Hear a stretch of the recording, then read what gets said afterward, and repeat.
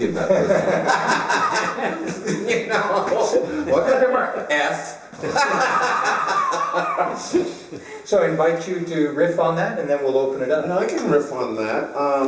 I think some of the things that you will learn about black people as they become a more prominent playwright is that we have an unbelievable and uncanny sense of humor. We can laugh at the most horrible situations, and you know, we can laugh and joke about it. You know, yeah, you better get 50 cents tomorrow. You know, we can just do that.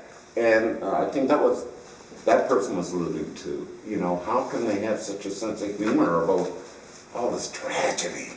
Well, you picked it up. You know. I know your check's in the mail, but you did.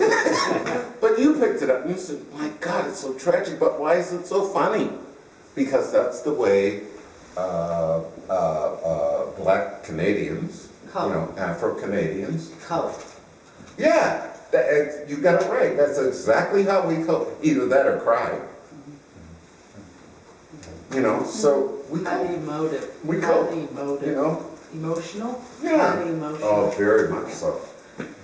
You know, and thank you. That's what we do. And everybody, especially white people, they find it so odd. They want to another guy is laughing. What are you laughing about? You know, here you are, no plumbing, no electricity. What are you laughing about? You know, and that's the way we go to. The last part of that A+ paper, I don't remember what you said, but it was just very true and it's very astute. The idea of appreciated, or perhaps even more so, believed in. Oh, yeah, you're right. People inherently believed in Africville. Africville was, Queen Victoria gave it to us. You know, so it's ours. You know, and what are you doing coming in here taking it? And it was a shanty town. The new can you see the new version has a real picture of it? Right. And that was Africville. Right. But we loved it. Yeah. And if you guys go, and you were there, but if you go down now, it's a dog park. It's a ghost. You know, I know, you probably said, what? It's a dog, this is where people run their dogs. And you say, well, why did they move us? Well, they gave us all kinds of excuses. So, Could go I ahead. respond to that? Sure, of course. So, several ideas. Well, first of all, I mean, it seems like, as usual, you know, with civilized promises, it's always about betrayal. And so, the fact that somebody already has the authority to give you, like, we're born to be in this world. We're born to roam where we wish and eat what we wish and be how we wish. And the minute you enter into a space where somebody has to, like, you depend on somebody giving you the right, and you're already entering a space of betrayal. And so for me, that's how I saw it. It's like betrayal from the beginning. They bring people they kidnap people in shackles. They bring them to build America. Then they incite them to come to war on behalf of the queen, who in the first place was part of the slave trade. And they promise, okay, you'll be free and you'll be giving land if you come and fight. So many died, so it's like already like, that's part of the lie. You know, many died and perished in that civil war in the States. So those who survive come back, and they find, you know, this barren... More betrayal. More betrayal, That's and what you're more saying, betrayal, and more betrayal. And so how do you cope with that? Well, a playwright, if I can interrupt just for a moment, a playwright's best friend is betrayal. Look at Shakespeare. Everybody betrays everybody. You know, that's my best friend. 5 minutes ahead. That's my best friend, betrayal. And you're right, everything's about betrayal. Well, look at your life, look at everything's about betrayal. know, let's not kid ourselves, you know. Well, what example can I use? The Quebecois think we betrayed, the English think they betrayed them. The English think the Quebecois betrayed them, because now they want to be separatists, but we already signed that everything's about betrayal in your life. Just look at your life. The only thing that's not about betrayal is your rent. You have to pay that on time. But otherwise, betrayal, betrayal, betrayal, betrayal. And that's what we do. We betray one another all the time. And that's why life is so interesting, actually. No, I know that sounds stupid, but that's why it is, because... Dynamics, yes. Yeah, it's the dynamics of it. You're right. You know, how's she going to betray me? What's she going to do to me tomorrow? You know, I'm on to you, honey. You know, and that's what makes life so vital and so interesting and so charismatic, actually. You just live for betrayal. Like he betrayed me. I thought he was on the campus up there, you know. He's way over here west. He betrayed me. See, it happens every day. It doesn't matter. Yeah, Anyway, thank you for saying that. Other questions or comments? Because we want to make the most before we, and once we move on, we'll get into different territory. What was your choice for selecting, is it 6 or 7 characters? How did you come up with condensing it into those? I know you alluded to it into your intro, but how did, like kind of thinking, do we put in groovy or do we not put in groovy, and yeah, that kind of thing? No, do we put in one white man or do we put in? Yeah. What I did for that, I had to, you know, because the other plays before Consecrated, they all failed about Africville. They all failed because it was too, like I said, I didn't even know there were other plays. Can you tell us about those? Well, I can't name them, but I know other people wrote them. Oh, okay.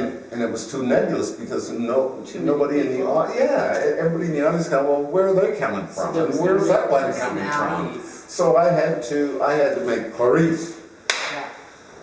You know, that's the girl. Yeah. And then I had to make Willem. That's Sarah. Betrayal. What did I tell you? Betrayal. That's how we live. And not only Willem, I had to make the loose woman, Groovy. Well, that was a component in Africville too. So I had to choose that component too, and I had to put all these components in one little play with 6 people. And that's what I came up with, and I'm glad you guys like it. So are you suggesting, Mr. Boyd, in response to Cobalt's question, that you very purposely reduced the number of characters to avoid the pitfalls that the previous plays had fallen into? Absolutely. I just not only reduce, I had to make them a composite. I mean, you know, Groovy, not all the women were like Groovy, you know, but I had a, you know, here's how she represents, and here's how Clarice is, and you know, and so in 6 people, maybe that's why I'm not produced in Montreal. And yet that would make it eminently producible. But the fact that the cast is smaller, Which I mean, a little more cost effective. Yeah, and it makes it more intense. Yeah. Because people can focus on that person, oh, they know what, and you said Willem, oh, I know about Willem, that old thing. You know, we all know about him, you know, and, you know, it makes it more, you know what I mean? It's cohesive. We can all find out what oh, that one's an asshole, and that one's an idiot, and that one, you know, instead of having this whole big thing. So that's, I hope I answered your question, Cobalt. I felt like a hell of a lot of themes were approached in just the small circle of characters that you had. Like everything comes up pretty much, you know. Yeah, and it's only 6 people, you know, like holy shit, everything. The SHIT just hit the FAN. You know, and you're going, oh boy. Yeah. How do we do that? Anyway, I succeeded, hopefully. Well, let's go to Act 1, Scene 2, and here we'll start to build up the dialogue. If you would... Oh, not me again. If you'll be Willem, I'll be Jimmy. I'll be She Jimmy. went with my glasses. So it's on page, I'm sorry, I'm so sorry.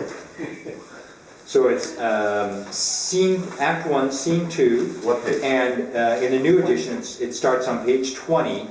20? And we'll read to the second time that it says pause, which is at the top of page 23. And I'll be Jimmy, if you'll allow me. Oh, yeah. And if you'll be Willem.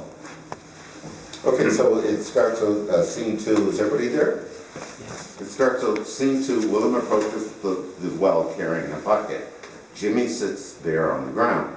He seems to have been under some stress and is preoccupied. So Willem says, double speak, because Jimmy stutters, if you haven't read the play, Jimmy stutters. Double speak, you over there? What you doing sitting there in the dark? Double speak. What?